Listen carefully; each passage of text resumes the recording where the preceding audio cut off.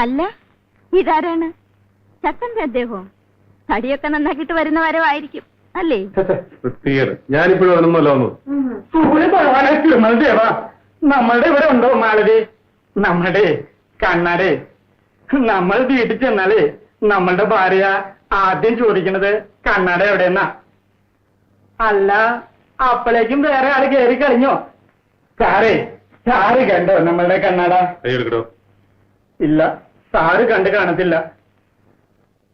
മാലതി, നമ്മളുടെ ധരിക്കുന്നത് നമ്മളുടെ കണ്ണാട.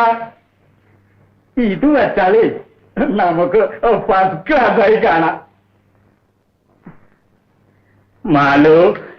മാലതി,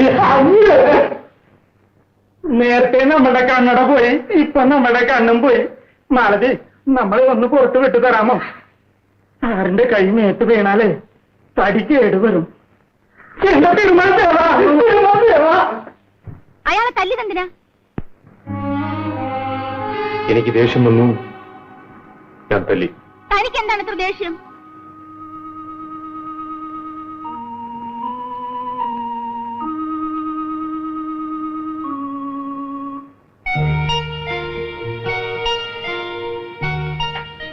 എടോ, തനിക്ക് ദേഷ്യം വരേണ്ട കാരണം? എനിക്കും അതാ മനസ്സിലാക്കുന്നത്. അതൊക്കെ പോട്ടെ. നിന്റെ ചുമ എങ്ങനെ ഇരിക്കുന്നു? ഒരു കുറവില്ലല്ലേ? ഞാൻ സിനിമ കണ്ടോണ്ടിരിക്കുകയായിരുന്നു. അപ്പം നിന്റെ ചുമയെ കുറിച്ച് എനിക്ക് ഓർമ്മ. നേരെ മരുന്നുകടയിൽ പോയി ചുമയ്ക്കുള്ള മരുന്ന് വാങ്ങിച്ചോണ്ട് വരുന്നത്. കഴിച്ചു നോക്കി, ചുമ ഇപ്പം നിൽക്കും. ആ സിനിമയിൽ അവർ കാണിച്ചതാ, ഇപ്പം നിൽക്കും. കഴിക്കും.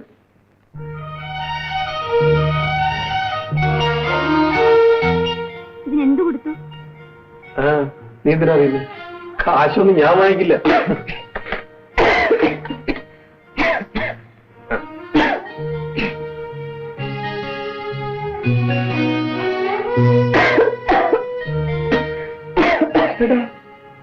സിനിമയിൽ മരുന്ന് കഴിച്ചോടനെ ബ്രേക്ക് ഔട്ട് കുറച്ചു നിന്നാണല്ലോ.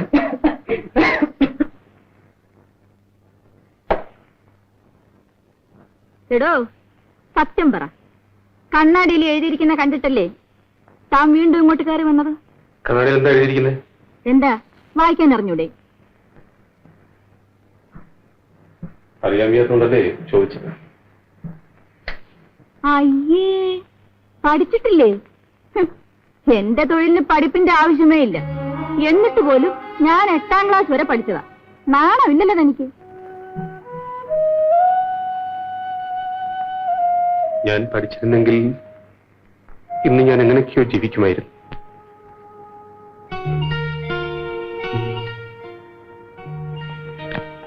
ആ, പഠിച്ചില്ലെങ്കിൽ ഇപ്പോഴെന്താ? അതുകൊണ്ടായിരിക്കും തനിക്കൊരു നല്ല മനസ്സ് ദൈവം തന്നത്.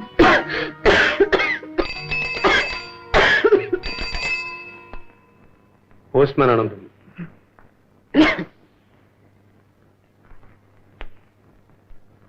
ഓ,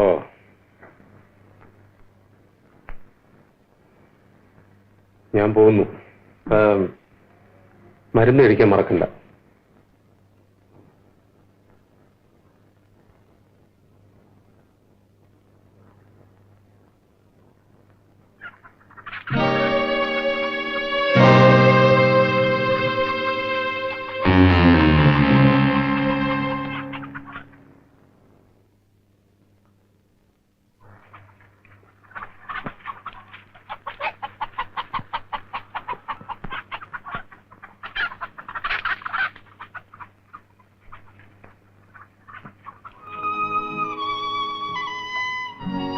മറിയേ, നിന്നെ ഞാൻ എവിടെയെല്ലാം അന്വേഷിച്ചു.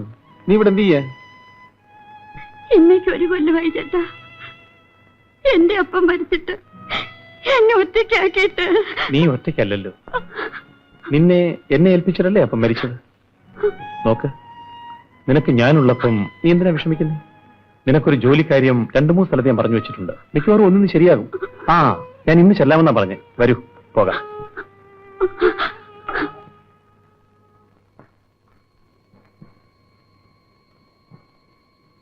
എല്ലാവരും വെക്കേ വെക്കേ വെക്കേ വെക്കേ എന്ന് എന്താ ഫുള്ളാണോ? അതെ.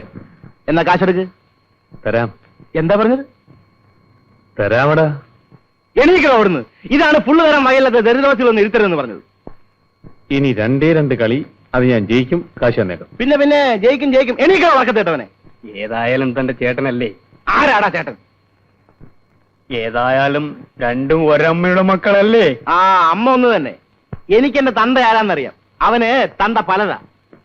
എന്താടാ പറഞ്ഞേ?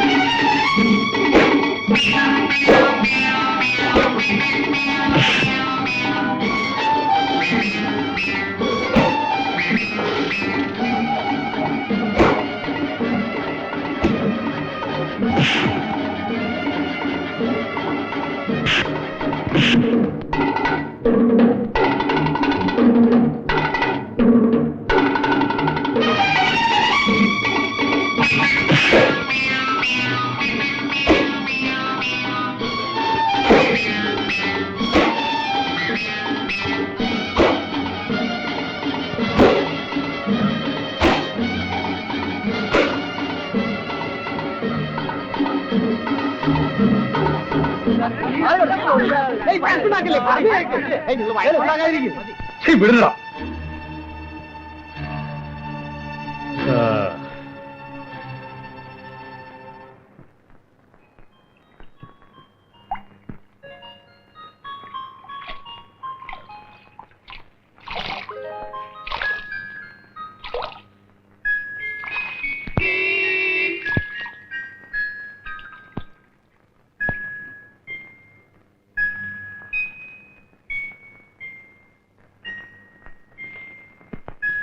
എടി പെണ്ണേ, എന്റെ മോട്ടോർ സൈക്കിൾ തുടയ്ക്കാൻ നിന്നോട് ആരാ പറഞ്ഞത്?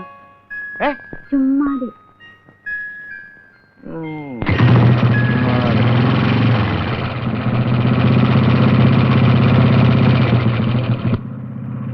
എന്റെ ഒപ്പം ഓടി നോക്കുകയാണോ? ആ, എത്ര ദൂരം ഓടും? ആ, ഓട് നമുക്ക് കാണാം. വാ. Very good. വാ. ഓട്. വാടി. വാ. എന്താ നിൽക്കുന്നു? വേഗം വാ. കാണട്ടെ എന്റെ ഓട്ടം. അങ്ങോട്ട് വാ. വേഗം വാടി.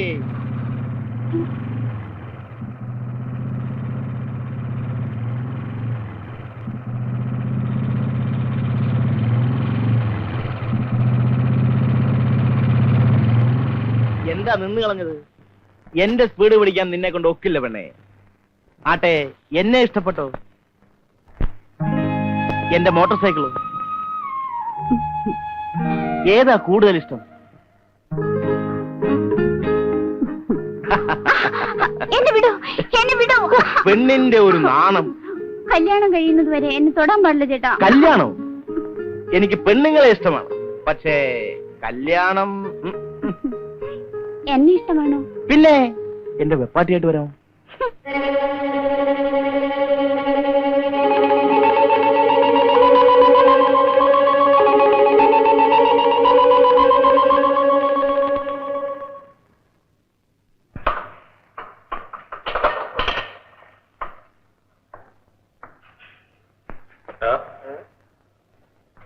മറിയെടുത്ത് എന്താ പറഞ്ഞേ?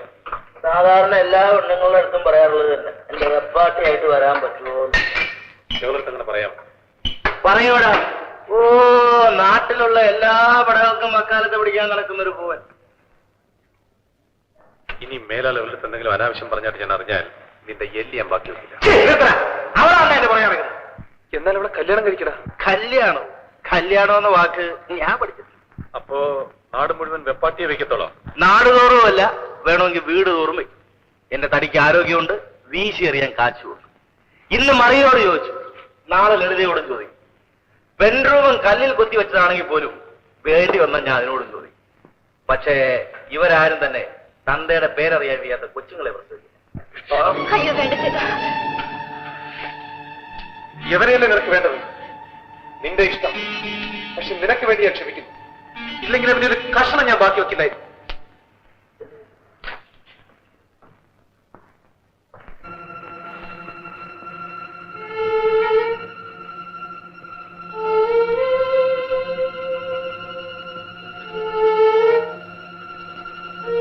തന്തയ്ക്ക് പോകാത്തവരെ എനിക്ക് എന്റെ തന്ത ആരാന്നറിയാം. അവന് തന്ത പലതാ. ഞാൻ ഇത്രയും നികൃഷ്ടജീവിയാണ്. തന്തയുടെ പേരെന്താണെന്ന് അറിയാൻ പാടില്ലാത്തത് എന്റെ കുറ്റമാണ്. ഇതെല്ലാം എന്റെ കുട്ടിക്കാലത്ത് ഞാൻ കൂടെ കൂടെ ചിന്തിച്ചു നോക്കാറുണ്ടായിരുന്നു. എന്റെ ജീവിതത്തിന്റെ തുടക്കം തന്നെ ശരിയല്ലായിരുന്നു. എനിക്ക് അമ്മ മാത്രമേ ഉണ്ടായിരുന്നു. അച്ഛനെ ഞാൻ കണ്ടിട്ട് പോലുമില്ല. അച്ഛൻ ആരാണെന്ന് അമ്മ പറഞ്ഞിട്ടുമില്ല. പക്ഷെ വീട്ടിൽ എത്രയോ ആണുങ്ങൾ വരുമായിരുന്നു. അമ്മയ്ക്ക് ഇത്രയധികം ബന്ധുക്കളോ എന്ന് ഞാൻ സംശയിച്ചിട്ടുണ്ട്. കുറേശ്ശെ എനിക്ക് മനസ്സിലായി അമ്മയുടെ പോക്ക് ശരിയല്ലെന്ന്. വരുന്ന ആണുങ്ങളെ സൽക്കരിക്കാനേ എന്റെ അമ്മയ്ക്ക് സമയമുണ്ടായിരുന്നുള്ളൂ. വീട്ടിന്റെ ഒരു മൂലയിൽ ഞാനൊരു അനാഥനെ പോലെ കിടക്കുമായിരുന്നു. ഒരു ദിവസം എന്റെ അമ്മ കല്യാണം കഴിച്ചു. അതിനുശേഷം വീട്ടിൽ ഒരു പുരുഷൻ മാത്രമേ ഉണ്ടായിരുന്നുള്ളൂ. അയാളെ അച്ഛ എന്ന് വിളിക്കണം എന്ന് അമ്മ പറഞ്ഞു തന്നു. അച്ഛൻ വന്നു കഴിഞ്ഞു. എന്റെ ദുരിതങ്ങളെല്ലാം അവസാനിച്ചെന്ന് ഞാൻ കരുതി. പക്ഷെ അത് വെറും സ്വപ്നം മാത്രമായിരുന്നു. എനിക്കൊരു കൊച്ചനുജൻ ജനിച്ചു. അവരുടെ ശ്രദ്ധയും ലാളനയും എല്ലാം അവനിലായിരുന്നു. പഴയതുപോലെ വീട്ടിലെ തിണ്ണയായിരുന്നു എന്റെ വാസസ്ഥലം. അനിയനെ മാത്രം സ്കൂളിൽ പറഞ്ഞയക്കുമായിരുന്നു. എനിക്കും പഠിക്കണമെന്ന് പറഞ്ഞതിന് കിട്ടിയ സമ്മാനം ചവിട്ടും തൊഴിയുമായിരുന്നു. എല്ലാം സഹിച്ചു ഞാൻ സഹി കെട്ടു. സഹിക്കും തോറും കൂടുതൽ ഉപദ്രവിക്കും എന്ന് ഞാൻ മനസ്സിലാക്കി. ഒരു ദിവസം ഞാൻ അമ്മയോട് കാശ് ചോദിച്ചു. അമ്മ തരികയില്ലെന്ന് പറഞ്ഞു. കയ്യിലിരിക്കുന്ന ഉടഞ്ഞ കുപ്പി കൊണ്ട് അമ്മയെ കുത്തിക്കളയുമെന്ന് പേടിപ്പിച്ചു. അമ്മ ഭയന്ന് കാശ് തന്നു. കാശുണ്ടാക്കാൻ ഇതാണ് മാർഗമെന്ന് അന്ന് ഞാൻ മനസ്സിലാക്കി.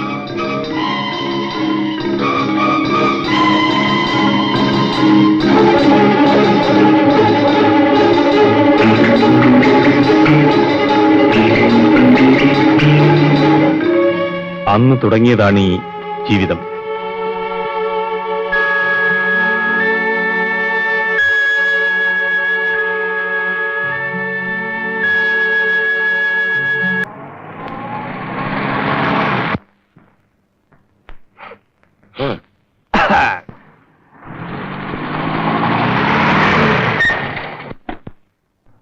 ആരാ ഇത്? മേനോൻ സാറോ?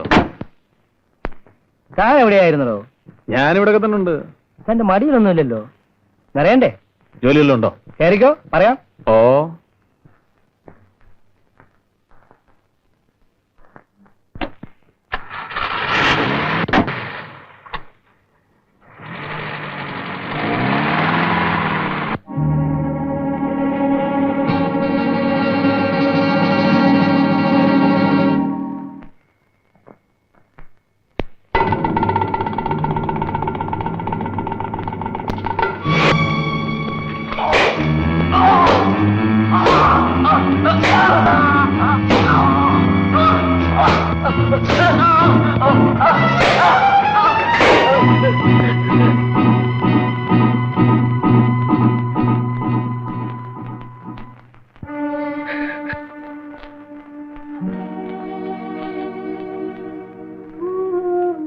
എന്നെ എന്തിനാ ഇങ്ങനെ ഇട്ടേച്ച് പോകുന്നത്?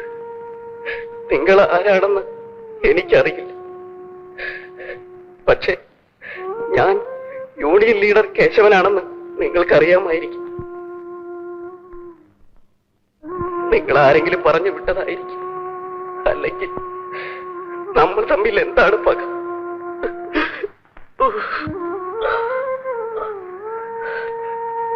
എന്റെ പൊന്നനിയ, എനിക്കൊരു ഉപകാരം ചെയ്യാം. പണം കിട്ടിയാലേ ചെയ്യുന്നുണ്ടെങ്കിൽ എന്തു വേണം പറയൂ, ഞാൻ ഫാക്ടറിയിൽ എന്നോടൊപ്പം ജോലി ചെയ്യുന്ന ഒരു തൊഴിലാളിയുടെ നില വളരെ ഗുരുതരം. എവിടെയൊക്കെ ഓടി കഷ്ടപ്പെട്ടാണ് എനിക്ക് മരുന്ന് കിട്ടിയത്. പക്ഷെ നിങ്ങൾ എന്നെ അനങ്ങാൻ വയ്യാതാക്കിയില്ലേ? ഞാൻ എന്ത് ചെയ്യും? കഴിയുന്നതും വേഗം ഈ മരുന്ന് അവിടെ എത്തിച്ചില്ലെങ്കിൽ അവൻ മരിച്ചു പോകും. ബാലരാമപുരത്ത് കുമരകം അച്യുതന്റെ വീടാ. ഈ സഞ്ചിയിൽ ഇഞ്ചക്ഷൻ ഉള്ള മരുന്നുണ്ട്. ദയവേത് ഇത് അവിടെ ഒന്ന് എത്തിക്കും. വേഗം ചെല്ലു.